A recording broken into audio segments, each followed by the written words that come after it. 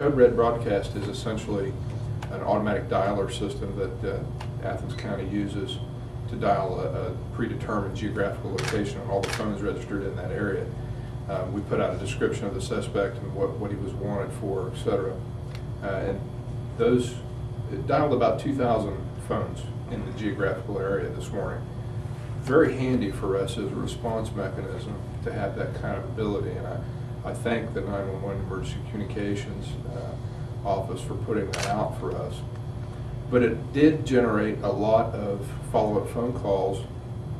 We hope to have phone calls, indicating where people might have seen the suspect flee to or that kind of thing. But actually, the phone calls we got were of the type where people were questioning this code red. What does that mean? Was this legitimate? Is this a hoax? That kind of thing. So apparently there are still quite a few people out there that aren't aware that in our region we have those kind of capabilities. So I want to assure people, if they received a phone message on their answering machine, or if they even answered the phone and didn't understand that phone call, that was done at our request as a response aid for our officers. And they're likely to get those kinds of messages again. So it's important to know that when they get a phone call that indicates a code red alert.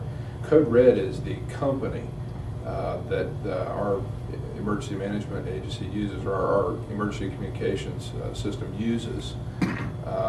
So Code Red in itself has no, that moniker has no meaning as far as a heightened alert or heightened state of alert. It is simply the company that handles the messaging system for us in that regard.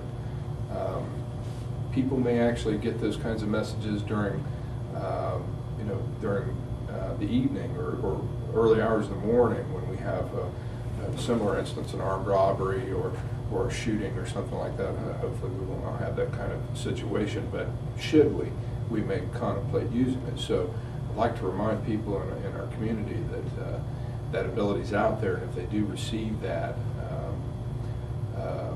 that it is legitimate. Is that something that people sign up for, or it's just sort of a default setting? I'm not entirely certain how landlines are handled, and that question would be better directed to Doug Bentley, Director of 911 Director. But as far as cell phones, it does include cell phones, but those cell phones are registered for people that want to receive those types of alerts. For instance, we have a large transient population through the university student group.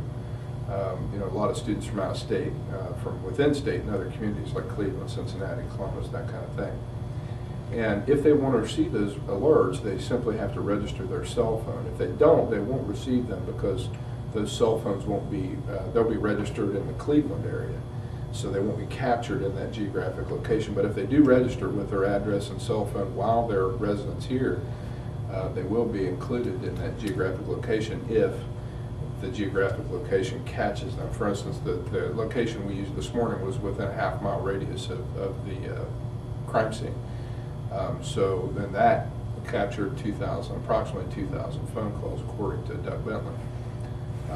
Even our department received the alert. So it's pretty robust in its ability.